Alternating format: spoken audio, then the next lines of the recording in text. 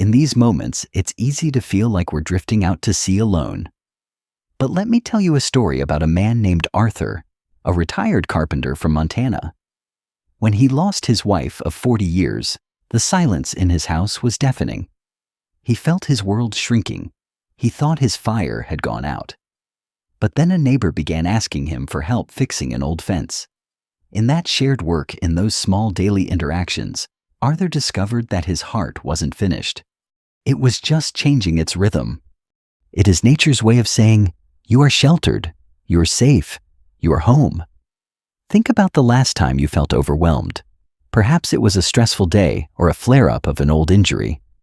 Remember how when a friend called just to check in, or a grandchild climbed into your lap, the tension in your shoulders suddenly began to melt.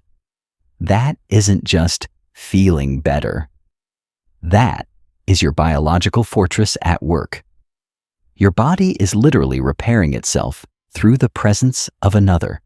Science tells us that loneliness is as damaging to the heart as smoking 15 cigarettes a day. Connection, then, is our greatest preventative medicine. Think of life like rowing a boat down a great river. Imagine a couple, let's call them Martha and George. George is facing the early stages of memory loss. It's a terrifying rapid in the river of their lives. But Martha doesn't just watch him struggle. She sits with him, looks through old photo albums, and recalls the stories he starts to forget. She becomes his memory, and in doing so, she finds a new kind of strength she never knew she had. This is the row, the rhythmic, steady effort of two souls refusing to let the current take them. It's not about the destination anymore. It's about the person in the boat with you. There is a reason the oldest trees in the forest have the deepest roots, and often those roots are intertwined with the trees around them. They survive the hurricanes because they hold on to each other underground.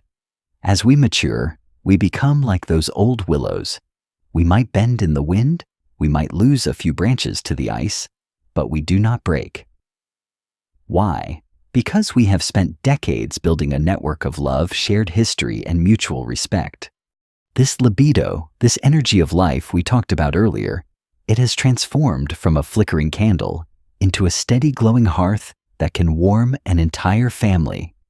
To those of you listening today, if you ever feel like your need for others is a sign of weakness, please let that thought go. Look at your hands. They have worked, they have held, they have pointed the way for others. Now, let them be held in return.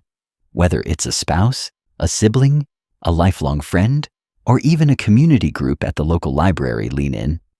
Because at the end of the day, the yes in your heart for life is amplified when it is echoed by someone else. We are the ancient song of our ancestors, and the song sounds much more beautiful when sung in harmony. Thank you for reflecting with me.